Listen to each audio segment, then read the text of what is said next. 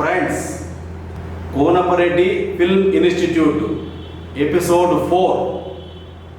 Episode 3 వరకు మీరు చూశారు. ఎపిసోడ్ 4 ఇప్పుడు ఆ స్టోరీ చెప్తా ఉన్నా. Okay, scene number 31, open place day.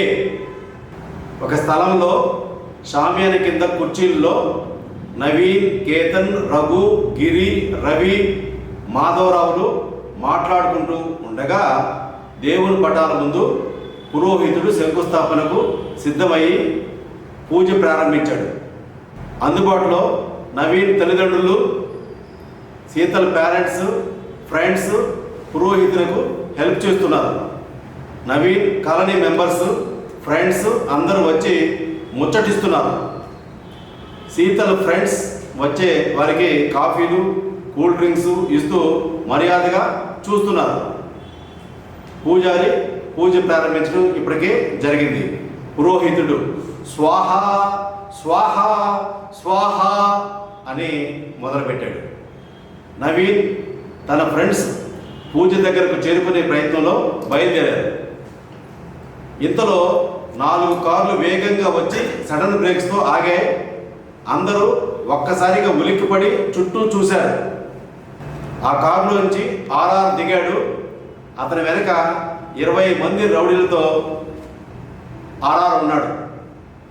RR పెద్ద అడుగులు వేసుకుంటూ పురోహితుని వద్దకు వచ్చి ఆర్ఆర్ అంటున్నాడు, ఏయ్ పూజారి, మంత్రాలు నా పేరు మీదుగా చదువు అని చెప్పి అన్నాడు. ఈ మాట అంటూనే పూజారి పేక మీద కత్తి పెట్టి ఉన్నాడు. అప్పుడు ఆర్ఆర్, అందరికీ నమస్కారం, ఈ స్థలం నాది. నన్ను అడగకుండా నా పేరు మీద, నా ప్రేమతో నా పేరు మీద శాంతి హోమం చేస్తున్నారే, ఏ అని అడిగాడు. నవీన్ తండ్రి, ఈ ప్లేస్ ముందుగా మావాడు తీసుకున్నాడు అని చెప్పన్నాడు. RR, no no no. Naveen, అమ్మ మీరెవరో పొరపాటు పడుతున్నారు బాబు. నా బిడ్డ కష్టార్జితంతో మా వాడి సొంత డబ్బులపై పెట్టి ఈ స్థలం కొన్నాడు. ఆర్ఆర్, ఏ పొలం దున్నేవా, విత్తనం వేసావా, పెద్ద అయిన తర్వాత చెట్టుకు నీళ్లు పోసావా? ఇది నాది అనడానికి ఇక్కడి నుంచి అందరు ఖాళీ చేసి వెళ్ళిపోండి. అప్పుడు నవీన్, ఈ స్థలం మీదే అంటున్నావుగా, ఎవిడెన్స్ ఏమన్నా ఉందా అని అడిగాడు. ఆర్ఆర్ నవీన్ వైపు చూశాడు. పిఏ డాక్యుమెంట్స్ ఇవ్వగా నవీన్ వాటిని పరిశీలించాడు.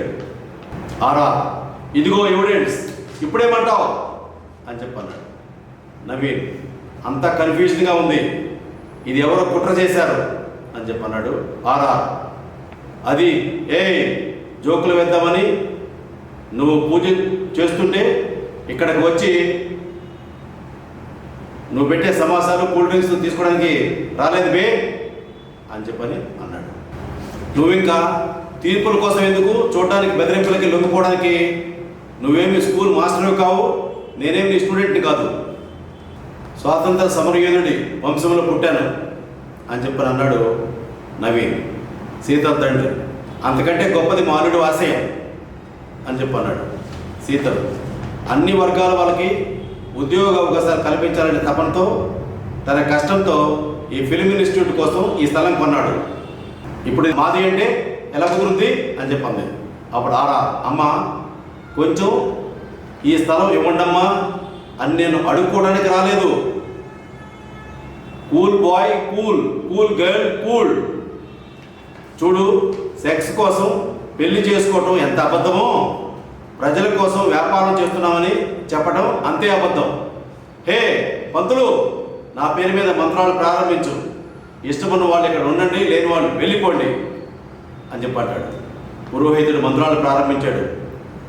ఆర్ఆర్ పురోహితుడి దగ్గరికి వెళ్ళి కొబ్బరికాయ కొట్టే ప్రయత్నం ఉండగా నవీన్ పక్కనే ఉన్న కొబ్బరికాయ తీసుకొని ఆర్ఆర్ బదులు నవీన్ కొబ్బరికాయ కొడతాడు. ఆర్ఆర్ ఆగ్రహంతో నవీన్ వంక చూస్తూ ఆర్ఆర్ అంటున్నాడు, ఒరేయ్, ఈ స్థలం నాది అనుకుంటే నాది, వస్తావేంద్రా బే, నాకు ఒకసారి ఎదురు తిరిగిన తర్వాత మాట్లాడటాలు ఉండవు అని చెప్పన్నాడు. నవీన్, రోడ్డును పోయే ప్రతి వెధవ కూడా నేనంటే కానీ ఈ మంచితనం ఉందే గొడవకి పెట్టిన ఈ మంచితనం ఉంది గొడవకి పనికిరాదు. ఈ రోజులో ఇలాంటి చీడ పురుగులు వచ్చి పవిత్ర భారతదేశాన్ని కంపు చేస్తుంటే నాలాంటి వాడు ఎవడో ఒకడు వచ్చి బుద్ధి చెబుతాడు. ఈరోజు మాట్లాడుకోవటాలు లేవు అని చెప్పని నవీన్ అన్నాడు. Scene number 32, Jaggarao guest house day. Jaggarao files తిరిగేస్తూ సంతకాలు చేస్తూ ఉండగా ఆర్ఆర్ వచ్చాడు.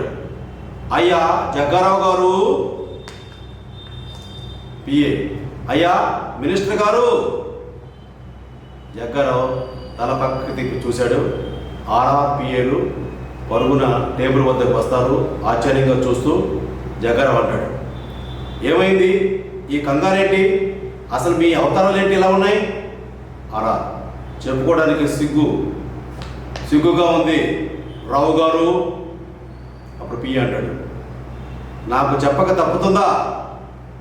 ఎవడో సాఫ్ట్వేర్ వాడు నలుగురు మంచి కోసం 10 మందికి ఉపయోగపడాలని, చిన్న నిర్మాతలకు అనుకూలంగా ఉండాలని ఆ ప్లేస్లో స్టూడియో కట్టాలని ప్లాన్ చేస్తున్నాడు, ఫిల్మ్ ఇన్స్టిట్యూట్తో సహా. కానీ అదే టైంలో మన వాళ్ళు వెళ్ళి తలదూర్చారు. ఇదిగో చూశారుగా ఇలా పడ్డాయి అని ఆర్ఆర్ని చూస్తూ చెప్పాడు జగ్గారావు. ప్రతి మనిషికి తన విషయంలో ఒక కోరిక ఉంటుందయ్యా. వాడికి 10 మందిని ఉద్ధరించాలని ఉంది, మనకి నలుగురిని కిందకు తొక్కాలని ఉంది. ఇదంతా విధి నిర్ణయం అని చెప్పని జగ్గారావు అన్నాడు. మీ మీద చేయి చేశాడంటే వాడి వెనుక ఏదో పవర్ ఉంది అని కూడా జగ్గారావు అన్నాడు. ఆర్ఆర్, మీరు ఏదో ఒకటి చేసి ఎలాగైనా ఆ స్థలం నాకు వచ్చేలా చేసి పెట్టండి. పిఏ, వాడి మీద ప్రతీకారం ఎలాగైనా తీర్చుకోవాలి సార్ అని చెప్పన్నాడు. ఆర్ఆర్, లేకపోతే మీరు ఎస్ అనండి, నేను చూసుకుంటా. వాడు బతుకుంటే ఆ స్థలం మనకు దక్కదు సార్ అని చెప్పన్నాడు. జగ్గారావు, నేను ఢిల్లీకి వెళ్తున్నాను. వచ్చేలోపు వాడి బయోడేటా సేకరించి ఈ టేబుల్ మీద ఉండాలి. ఇటువంటి వాడు ఇంకా ఇండియాలో ఉన్నాడా? భాయ్ చెప్పినట్టుగా మనం బ్రతికి ఉండాలన్నా వాడిని అక్కడే మనం కట్ చేయాలి అని చెప్పని అంటాడు. Cut to scene number 33, Madhavarao house interior day. Giri Madhavarao ఇంటికి వెళ్ళి డోర్ ముందు నిలబడి కాలింగ్ బిల్ నొక్కాడు. అప్పుడు లోపల నుండి ఆంటీ తలుపు తీసి చూస్తుండగా గిరి, ఆంటీ అంకుల్ ఉన్నారా అని అడిగాడు. ఆంటీ, బయటికి వెళ్ళారు. దేనికి? అప్పుడు గిరి, రెంట్ 2 రోజులు ఇచ్చేస్తాను అని చెప్పి వెళ్దామని వచ్చాను ఆంటీ. అప్పుడు ఆంటీ, సరే అంకుల్ వచ్చిన తర్వాత నేను చెప్తానులే అని డోర్ క్లోజ్ చేస్తుంది ఆంటీ. అప్పుడు ఆంటీ అంటూ గిరి అంటాడు, నేను చెప్తే గౌరవప్రదంగా ఉంటుందని. అప్పుడు ఎటకారంగా విసుక్కుంటూ ఆంటీ చూసి, రా వచ్చి కూర్చో అంటూ కిచెన్లోకి వెళ్తుండగా గిరి సోఫాలో కూర్చున్నాడు. గిరి, ఆంటీ న్యూస్ పేపర్ వచ్చిందా అని అడిగాడు. ఆంటీ, వచ్చింది. ఎందుకు? బొమ్మలు చూడడానికే కదా. గిరి, కాదాంటీ, చదువుదామని. ఆంటీ, అబ్బే, మేము ఈ మధ్య తెలుగు పేపర్ తెప్పించడం మానేసి ఇంగ్లీష్ పేపర్ తెప్పిస్తున్నాం బాబు అంటూ వెళ్ళిపోతుండగా గిరి తెల్లబోయి తన మనసులో అనుకుంటున్నాడు. గిరి, అంటే నాకు ఇంగ్లీష్ రాదనా అందా? అంత అందమైన అమ్మాయికి లగేజ్ మోస్తే గొప్పతనం అనుకుంటారు, కానీ ఇలా సన్యాసం చూసినట్టు చూస్తారనుకుంటే అసలు తెచ్చేవాడినే కాదు. ఒరేయ్ మాధవరావు, ఆ రోజు పొద్దున్నే నీ మొహం చూశాను, అందుకే ఈరోజు ఇలా తగలబడింది. అమ్మో అమ్మో, ఇంకా ఆమె మనసులో ఎన్ని పుట్టుకోవులు పగిలాయో అనుకుంటా కోపంగా పళ్ళు పిగిలించాడు. ఇంతలో ఆంటీ వచ్చి గిరి ముందు ఉన్న టేబుల్ పైన కాఫీ తీసుకొని వచ్చింది. గిరి, ఏంటో అనుకున్నాను, నా మీద కొంచెం ఇలా అన్నా ఉంది అని చెప్పి అనుకున్నాడు అని గిరి కాఫీ కప్ అందుకునే ప్రయత్నం చేస్తుండగా అటువైపు ఉన్న కరుణ 2 సార్లు పిలుస్తుంది. ఆంటీ, అమ్మాయి కరుణ, కరుణ వస్తున్నా పెద్దమ్మా. ఆంటీ, త్వరగా వచ్చి కాఫీ తీసుకో, చల్లారిపోతుంది. గిరి షాక్ అయి చెయ్యి వెనక్కి లాక్కున్నాడు. మనసులో గిరి, అమ్మో, ఇంకా ఆ కప్పు మనం తీసుకుంటే రియాక్షన్ వేరేలా ఉండేదేమో. అసలు నేను వచ్చింది మీ ఇంట్లో కాఫీ తాగడానికి కాదే, కరుణ కోసం. ఇప్పుడు తను కాఫీ తాగడానికి నా దగ్గరకు వస్తుంది. వచ్చి నన్ను చూసి హాయ్ అని నాతో మెల్లగా మాట్లాడుతుంది. తనకు వెళ్ళేటప్పుడు ఫోన్ నంబరు తీసుకోవాలి మర్చిపోకుండా అని చెప్పని అనుకుంటాడు. బెడ్రూమ్ ఓపెన్ అయిన శబ్దం. అలర్ట్ అయ్యి కిందకు చూస్తూ మనసులో గిరి, రావే నా అందాల రాక్షసి, నా ఊహల పల్లకి, నా చెమ్మక్క చల్లు, నీకోసమే డార్లింగ్ వెయిట్ చేస్తున్నాను అని చెప్పని అనుకుంటూ కరుణను మెల్లగా కింద నుంచి చూస్తున్నాడు. కరుణ నడుచుకుంటూ దగ్గరకు వచ్చేసరికి పైనుంచి కింద వరకు అంచెలంచెలుగా చూస్తాడు. అప్పుడు కరుణ ఎస్ఐ యూనిఫామ్లో ఉంటుంది. గిరి బిత్తర చూపులు చూస్తూ నుంచున్నాడు. కరుణ అతని వైపు సీరియస్గా చూసింది. అప్పుడు గిరి టేబుల్ మీద ఉన్న కప్పును కరుణ చేతికి అందించాడు. కరుణ ఆ చూపుకు అర్థమేంటి అని చెప్పింది. గిరి, మిమ్మల్ని ఈ విధంగా చూస్తుంటే అమ్మవారి దర్శనం చేసుకున్నట్టు ఉంది అని చెప్పని అన్నాడు. కరుణ, అంతేనా, లేక పల్లెటూరు అమ్మాయి కదా గట్టిగా చూస్తే పడిపోతుంది అనుకున్నావా అంటూ కాఫీ తాగుతూ అంటుంది. గిరి, రామ, నేను అటువంటి వాడిని కాదండి. అయినా నా ముఖానికి అంత విలువెక్కడుంది? కట్టెలు అమ్ముకునేదే పడదు, మీరు ఎలా పడతారని అనుకోవటం ఒక చెట్టు ఎక్కి మామిడికాయ తిన్నట్టే కదండి. కరుణ, నువ్వెంత ట్రై చేసినా ఒక అమ్మాయి కూడా పడదు. ఎందుకంటే నీ మొహం చూసిన ప్రతి అమ్మాయి నిన్ను జాలిగా చూస్తుంది కానీ ప్రేమతో చూడదు. గిరి, మీరు కన్ఫామ్ చేసేశారు, కానీ నా బ్యాడ్ లక్, దానివల్ల ప్రయోజనం ఏముంది మేడం? కరుణ, చెప్పు దెబ్బలు తప్పుతాయిలే. గిరి తెల్లబోయి చూస్తుండగా కరుణ గిరి చేతిలో తాగిన కాఫీ ఖాళీ కప్పు పెడుతుంది. అప్పుడు ఇదైనా ఇంకెందుకబ్బా అన్నట్టుగా చూశాడు. అప్పుడు కరుణ సింక్లో పెట్టు అని చెప్పి వెళుతుంది. ఆంటీ వంట చేసుకుంటుండగా గిరి వచ్చి కాఫీ కప్తో కిచెన్లోకి ఎంటర్ అయ్యి సింక్లో పెట్టాడు. కాఫీ కప్పు గిరి సింక్లో పెట్టడం చూసిన ఆంటీ అనుమానంగా, ఆంటీ నీకు నేను కాఫీ ఇవ్వలేదే ఎటకారంగా ఉంది గిరి, కానీ కరుణ ఇచ్చింది అని చెప్పి వెళ్ళిపోగా ఆంటీ షాక్ అయ్యి మనసులో ఆంటీ అనుకుంది, వచ్చి 2 రోజులైనా అవ్వలేదు అప్పుడే పడిపోయిందా? Cut to scene number 33, RR office day. Rajani తన ఆఫీస్ వర్క్ కంప్లీట్ చేసుకుని వస్తుంది. తన కోసం రామ్ వెయిట్ చేస్తుంటాడు. రజని, హాయ్, ఇక్కడికి నువ్వెప్పుడు వచ్చావు? రామ్, వచ్చి 2 అవర్స్ అయింది. రజని, నా కోసం నువ్వు 2 అవర్స్ వెయిట్ చేసావా? For what? అప్పుడు నవ్వుతూ రామ్ అంటాడు, నీ అందం కోసం తలపించి వచ్చాను, వచ్చి బైక్ ఎక్కు అని ఇద్దరు బైక్ మీద కూర్చొని కబుర్లు చెప్పుకుంటూ రోడ్డు మీద మాయమవుతారు. Cut to scene number 33A, Rajani flat, bedroom, night. Rajani, Ram ఇద్దరు సోఫాలో కూర్చొని టీవీ చూస్తున్నారు. ఒకరికొకరు టీవీ ఛానల్స్ మార్చేస్తున్నారు. అలా వెళ్తున్నప్పుడు ఒక ఛానల్లో రొమాన్స్ సీన్ వస్తుంది. అది చూసిన రామ్, రజనీలు నోరు తెరిచి ఒకరి మొహం ఒకరు చూసుకుంటూ ఉన్నారు. అలా ఇద్దరు ఒక మూడికి వెళ్ళారు. చిన్నగా రామ్ రజనీ నడుము మీద చేయి వేశాడు. అలా నైట్ జరిగిపోయింది. ఇద్దరు కాంప్రమైజ్ అయిపోయారు. కాబట్టి అలా ఇష్ట ప్రకారం జరుగుతుంది. అర్ధరాత్రి సమయంలో గోడ మీద రజనీ రాముల గ్రూప్ ఫోటో తగిలించి ఉంటుంది. ఫ్యాన్ స్లోగా తిరుగుతూ ఉంటుంది.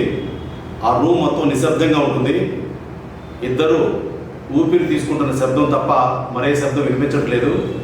బెడ్ మీద దుప్పటి కింద రజనీ, రాములు రొమాన్స్ చేసుకుంటూ ఉన్నారు. అప్పుడు రామ్, ఎంత బాగుంది, కాలేజీలో టీవీలో చూడటమే కానీ రియల్గా చేయటం first time, I love you రా అంటాడు. Rajani, I love you too రా అని చెప్పారు. Cut to scene number 34. Heroine bedroom, hero bedroom, night. సీతల ముందు ల్యాప్టాప్ ఉంది.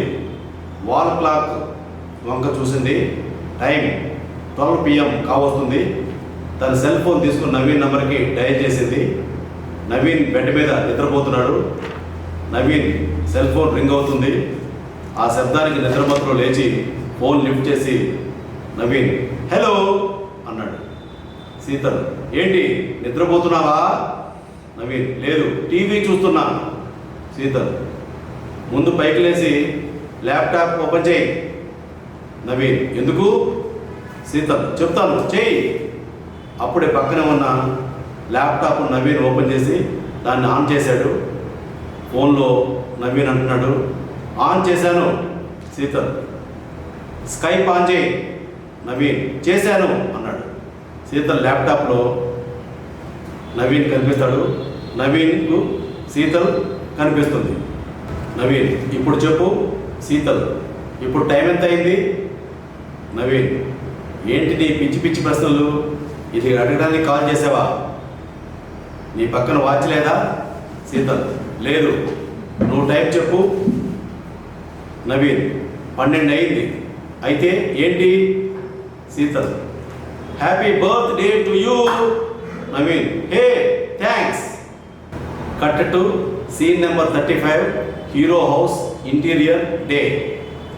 హాఫ్ వేలో కట్ చేస్తే నవీన్ కేక్ కట్ చేస్తాడు. అమ్మ, నాన్న, కేతన్, నవీన్ ఫ్రెండ్స్, ఇతర సీతల పేరెంట్స్, ఫ్రెండ్స్ అందరూ హ్యాపీ బర్త్డే టు యూ అంటూ 3 సార్లు అంటారు. కేక్ కట్ అయిపోయిన తర్వాత మొదటిగా కేక్ నవీన్ తన పేరెంట్స్ తినిపిస్తాడు. తర్వాత సీతలకు కేక్ తినిపిస్తాడు. నవీన్ ఆమె ముఖానికి రాస్తాడు. సీతలు కూడా నవీన్ ముఖానికి రాస్తుంది. ఇలా అందరూ ఎంజాయ్ చేస్తున్నారు. ఇప్పుడు సాంగ్ నెంబర్ 3. హీరో హీరోయిన్ మాత్రమే ఉంటారు. Scene number 36. Jaggarao house day. Delhi నుంచి వచ్చిన జగ్గారావు ఇంటి ముందు కారు నుంచి ఆగింది. కారులోంచి ఆర్ఆర్ దిగి లోపలికి వెళ్ళాడు. జగ్గారావు మరికొంతమంది కార్యకర్తలతో మాట్లాడుతున్నాడు. ఆర్ఆర్ను చూసి మీరు వెళ్ళండి అన్నాడు. కార్యకర్తలు జగ్గారావుకి దండం పెట్టి వెళ్ళిపోయారు. జగ్గారావు రావయ్యా ఆర్ఆర్ ఎలా ఉన్నావు? ఆర్ఆర్ నేను బాగానే ఉన్నాను. నేను చెప్పిన విషయం ఏం చేశావు? నేను చెప్పిన మ్యాటర్ ఏం చేసావు అని అడిగాడు. జగ్గారావు ఏంటి నీ వెనకాల తోకొప్పుకుంటూ వస్తాడే మీ పిఏ రాలేదా? ఆర్ఆర్ నేను మాట్లాడుతుండే ల్యాండ్ గురించి, అది నాకు కావాలి. జగ్గారావు అపోజిషన్లో ఉన్నా రూలింగ్ పార్టీలో ఉన్నా కూడా ఏం చేయలేవు. ఎంక్వైరీ చేసావా? సీరియస్గా ఉండకు ఆర్ఆర్. నేను చెప్పింది కూల్గా విను. అవతల పార్టీ కూడా చాలా స్ట్రాంగ్గా ఉంది. నేనే ఖాళీగా లేను. అసెంబ్లీ సమావేశాలు అవగానే నీ మ్యాటర్ సెటిల్ చేస్తా. ఆర్ఆర్ మీకు ఇది లాస్ట్ ఛాన్స్. మీ వల్ల కాదని ఒక్క మాట చెప్పండి. జగ్గారావు నీకు చెప్పేది అర్థం కావడం లేదు. ఈ రోజుల్లో ఎంతటి వాడైనా వాడి వీక్ పాయింట్ మీద దెబ్బ కొడితే తప్ప సెంటిమెంట్గా వర్కౌట్ అవుతుంది. వాడి వీక్ పాయింట్ మీద దెబ్బ కొట్టాలి అని చెప్పి అన్నాడు. ఆర్ఆర్ నువ్వు చెప్పేది నేను వినను. నాకు ల్యాండ్ కావాలి. ఫస్ట్ టైం ఒకడు నాకు అడ్డు వచ్చాడు. జగ్గారావు నీ కర్మ నీది భయ్యా. నేను చెప్పింది నీ మంచి కోసమే. ఇప్పుడు ల్యాండ్ కోసం వెళ్తావు. ఇప్పుడు ఎలక్షన్స్ దగ్గరకు వచ్చాయి. నువ్వేదైనా కిరికిరి పడ్డావే అనుకో, ఆహా అనుకో, ఆ తర్వాత నువ్వు నేను చేసిన చిన్న చిన్న దందాలు బయటపడతాయి. ఎవరి క్లాసు? నీకు నాకు తప్ప. ఆలోచించు. అప్పుడు ఆలోచించడానికి ఆర్ఆర్ ఒప్పుకోడు. Cut to scene number 37. Road night. Naveen happy మూడ్లో ఒంటరిగా కార్ డ్రైవింగ్ చేసుకుంటూ వస్తున్నాడు. లేట్ నైట్ కావడంతో రోడ్డుపై పెద్దగా జనసంచారం లేదు. అప్పుడప్పుడు వెళ్ళే వెహికల్స్ మినహా నవీన్కు రోడ్డుకి పక్కనే ఉన్న స్ట్రీట్ లైట్స్ కూడా అందంగా కనిపిస్తున్నాయి. మధ్య మధ్యలో సీతలు గుర్తొస్తుంది. తనతో గడిపిన హ్యాపీ మూమెంట్స్ గుర్తుకు తెచ్చుకుంటూ కార్ డ్రైవ్ చేస్తున్నాడు. రోడ్డుపై నుండి కార్ ఫ్లైఓవర్కి టర్నింగ్ తీసుకొని ఫ్లైఓవర్పై జనసంచారం లేదు. కొద్ది దూరం వెళ్ళిన తర్వాత ఎవరో అమ్మాయి ఫ్లైఓవర్పై నిలబడి ఉంది. డ్రైవ్ చేస్తూ వస్తున్న నవీన్కి అమ్మాయి కనపడింది. కారు మెల్లగా ఆ అమ్మాయిని సమీపించింది. క్రాస్ అయ్యి తనను దాటేసి కొంత ముందుకు వెళ్ళింది. నవీన్ ఆ అమ్మాయిని చూస్తూనే కారులో ముందుకు వెళ్ళిపోయాడు. ఒంటరిగా ఈ టైంలో ఆ అమ్మాయి ఇక్కడ నిలబడి ఏం చేస్తుంది అనుకొని సడన్గా కారు ఆపి వెనక్కి మళ్ళించాడు. కిటికీలోంచి తల బయటికి పెట్టి ఆ అమ్మాయి వైపు చూశాడు. ఆ అమ్మాయి ఇదేమి గమనించలేదు. తను తదేకంగా అటువైపు చూస్తూ ఉంది. ఓ నిర్ణయానికి వచ్చి కారు దిగి డోర్ క్లోజ్ చేసి ఆ అమ్మాయి వైపు నడవడం మొదలుపెట్టాడు. ఆ అమ్మాయి అలాగే నిలబడి ఈ ప్రపంచంతో తనకు సంబంధం లేనట్లు ఉంది. ఆ అమ్మాయి దగ్గరగా వెళ్తూ నవీన్ కిందకు చూడగా అక్కడ రైల్వే ట్రాక్ కనిపించింది. కొద్ది క్షణాల్లో నవీన్కి అర్థమైంది తను సూసైడ్ చేసుకోబోతుందని. అందులో సడన్గా ట్రైన్ హార్న్ వినిపించింది. ఆ అమ్మాయి ఒక్కడికి ముందుకేసి ఫ్లైఓవర్ గోడ అంచును గట్టిగా పట్టుకుంది. ట్రైన్ దగ్గరకు వస్తూ ఉంది. ఆ అమ్మాయి కిందకు దూడడానికి సిద్ధమైన తరుణంలో నవీన్ ఆ అమ్మాయి భుజంపై చేయి వేసి ఆపాడు. ఆ అమ్మాయి ఎవరో కాదు, సుప్రజ. నవీన్ షాక్ తిన్నాడు. శీతల కింద అపార్ట్మెంట్లో ఉండే సుప్రజ. నవీన్ షాక్ నుండి తేరుకొని, నవీన్ ఈ టైంలో ఎక్కడేం చేస్తున్నావు? సుప్రజ ఏం మాట్లాడలేదు. నవీన్ ఎందుకు సూసైడ్ చేసుకోవాలనుకుంటున్నావు? సుప్రజ షాక్ తిన్నట్టు చూసింది. నవీన్ చెప్పండి ఏమైంది? సుప్రజ ఏడుస్తుంది. నవీన్ ఓకే రిలాక్స్, చెప్పాలనిపించకపోతే ఓకే చెప్పొద్దులే. సుప్రజ కళ్ళు తుడుచుకొని చెప్పడం మొదలుపెట్టింది. సుప్రజ అంటుంది, జీవితం అంటేనే కొన్ని ఒడిదుడుకులు ఉంటాయి, కానీ నాకు జరిగిన అన్యాయాన్ని ఈ చుట్టుపక్కల ఉన్న ఏ అమ్మాయికి జరగకూడదు. ఎందుకంటే ఈ విషయం విషాద గాథ. ఇన్ని రోజులు నా మనసులోని మాట ఎవరికీ చెప్పలేదు. కానీ మీకు ఎందుకు చెప్తున్నానో తెలుసా? నా మనసు విరిగిపోయింది కాదు, తుంచేశారు. కొందరు కలిసి నన్ను బలవంతం చేయడానికి చూశారు, కానీ కుదరలేదు. ఒక్కరోజు మాత్రం ఫ్లాష్ బ్యాక్ స్టార్ట్ చేసి చెప్తా ఉంది. Cut to scene number 38, office consultancy interior day. Consultancy అంతా హడావిడిగా ఉంది. ఎక్కువ మంది అమ్మాయిలే ఉన్నారు. సుప్రజ అందరినీ గమనిస్తూనే ఉంది. అందరూ టెన్షన్ పడుతున్నారు. కొంతమంది తమ ఫైల్స్ ఓపెన్ చేసి చూసుకుంటున్నారు. అంతలో క్యాబిన్ డోర్ తెరుచుకొని ఒక అమ్మాయి వచ్చి బయటికి వెళ్ళిపోయింది. కొద్ది సెకండ్ల తర్వాత డోర్ మళ్ళీ తెరుచుకొని ఎదురుగా ఆఫీస్ బాయ్ అంటున్నాడు, సుప్రజ ఎవరు? సుప్రజ లేచి నిలబడింది. సుప్రజ చిన్నగా లోపలికి వెళ్ళింది. అప్పుడు బాయ్ అంటున్నాడు, సుప్రజ ఎవరని అనగానే నిలబడగానే లోపలికి రండి మేడం పిలుస్తున్నారు అని చెప్పింది సుప్రజ. లోపలికి రండి మేడం పిలుస్తున్నారు అని చెప్పని అనగానే సుప్రజ గుడ్ మార్నింగ్ సార్. అప్పుడు హెచ్ఆర్ అంటాడు గుడ్ మార్నింగ్ అని విష్ చేసి తన రెస్యూమ్ తీసుకుంది. అది పరిశీలనగా ఒకసారి చూసి హెచ్ఆర్ తన బయోగ్రఫీ మొత్తం చూస్తాడు. తను వేరే కంపెనీలో ఉన్న రిక్వైర్మెంట్కి మీ ప్రొఫైల్ బాగా మ్యాచ్ అవుతుంది, మిమ్మల్ని అక్కడికి పంపిస్తాను, ఏమైనా అడగాలనుకుంటే మీరు అక్కడికి వెళ్ళిన తర్వాత అడగండి అని చెప్పని అంటాడు. అప్పుడు సుప్రజ థ్యాంక్ యూ సార్ అని చెప్పి అంటది. అప్పుడు HR okay now you can go అని చెప్పి అంటాడు. అక్కడ నుంచి సుప్రజ బయటకు వచ్చేస్తుంది. Cut to scene number 38A, office software company day. Software కంపెనీలో సుప్రజ వెయిట్ చేయడం. హెచ్ఆర్ ఎగ్జిక్యూటివ్ వచ్చి మేడం మిమ్మల్ని లోపలికి పిలుస్తున్నారు అని అనడం. సుప్రజ టేబుల్ వద్దకు వెళ్ళి కూర్చొని ఉండడం. అందులో ఆఫీస్ బాయ్ జ్యూస్ తీసుకొని రావడం. సుప్రజ కొద్దిసేపటికి స్పృహ కోల్పోవడం. ఇలా తన ఇమాజినేషన్లో ఇవన్నీ కూడా గుర్తొస్తూ ఉంటాయి. అప్పుడు చిన్నగా ఫేడ్ అవుట్ చేసాం. Cut to scene number 39, on bed interior day. సుప్రజకు మెలకువ రావడం. చిన్నగా కళ్ళు తెరిచేసరికి తన ఒంటి మీద బట్టలు లేవని గ్రహిస్తుంది. అప్పుడు పక్కనే ఉన్న బెడ్షీట్ కప్పుకొని రూమ్లో చుట్టూ చూస్తుంది. ఒక వ్యక్తి నవ్వుకుంటూ చీకట్లోంచి వెలుగులోకి వచ్చాడు. తన చేతిలో హ్యాండీక్యామ్ ఉంది. సుప్రజ, ఎవరు నువ్వు? నా బెడ్రూమ్లోకి ఎందుకు వచ్చావు? అసలు నువ్వెవరు? ఎందుకు అలా నవ్వుతున్నావు? అప్పుడు ఆ వ్యక్తి, కూల్ బేబీ, మొదటి కొంచెం షాక్గానే ఉంటుంది, కొంచెం కూల్, ఒకసారి ఇందులో ఉన్న ఎక్స్క్లూజివ్ వీడియో చూడు అని హ్యాండీక్యామ్ని ఆన్ చేసి స్క్రీన్ ఓపెన్ చేశాడు. అందులో సుప్రజ న్యూడ్గా ఉంది.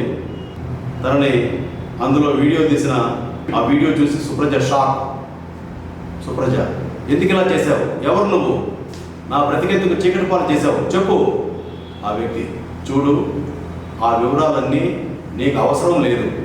మర్యాదగా మేము చెప్పినట్టు విను, లేదా నీ అందాన్ని పబ్లిసిటీకి పంపిస్తా. సుప్రజ అమాయకంగా. అప్పుడు ఆ వ్యక్తి, ఏంటమ్మా ఇంకా అర్థం కాలేదా? మేము చెప్పినట్టు వినకపోతే ఈ వీడియోను నెట్లో పెడతాం. మేము ఆడమంటే ఆడాలి, పాడమంటే పాడాలి అని అనుకొని సుప్రజ షాక్ నుంచి తేరుకొని, అప్పుడు సుప్రజ, నీచులారా, కంపెనీలో ఉద్యోగాలు కల్పిస్తామని నమ్మించి అమ్మాయిలను ఇంటర్వ్యూలకి పిలిచి జ్యూస్లో మత్తు కలిపి ఇలా చేస్తారా? మీకు మనసు ఎలా వచ్చిందిరా?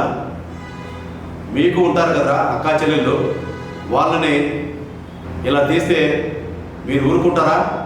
ఆ వ్యక్తి, బ్యాడ్ లక్ బేబీ, నీకు ఇచ్చిన టైం సేవ్ చేసుకోలేకపోయావు. ఇక్కడ నేను చెప్పింది నువ్వు చేయాలి. సుప్రజ, నేనేం చేయాలి? ఆ వ్యక్తి ఓ విజిటింగ్ కార్డు తీసి సుప్రజకి ఇచ్చాడు. ఆ విజిటింగ్ కార్డు తీసుకుని సుప్రజ అడ్రస్ ఉంది. సుప్రజకు అర్థం కానట్టుగా ఆ వ్యక్తి మొహం చూస్తుంది. అప్పుడు ఆ వ్యక్తి విషయం మొత్తం చెబుతాడు. ఇప్పుడు cut to scene number 41, hospital room, interior, night. Hospital room అయినప్పటికీ అది స్పెషల్గా ఉంది. రూమ్ మిడిల్లో బెడ్ ఉంటుంది. కర్టన్స్ వేలాడదీసి ఉన్నాయి. ఆ బెడ్ పైన ఒకడు పడుకొని ఉన్నాడు. అందులో డోర్ ఓపెన్ చేసిన సౌండ్ చేస్తాడు. బెడ్ పైన పడుకున్న వ్యక్తి అటువైపు తిరిగాడు. అక్కడకు వార్డ్ బాయ్ అతని దగ్గరికి వెళ్ళి వెకిలిగా నవ్వి ఆ బెడ్ మీద పడుకున్న వ్యక్తి వార్డ్ బాయ్కి 500 నోట్ ఇస్తాడు. ఎందుకంటే ఆ బాయ్ అతనికి విరోధం అందిస్తాడు. అప్పుడు 500 రూపాయల నోట్ చూసిన అతను సలాం కొట్టి వెళ్ళిపోతాడు. Cut to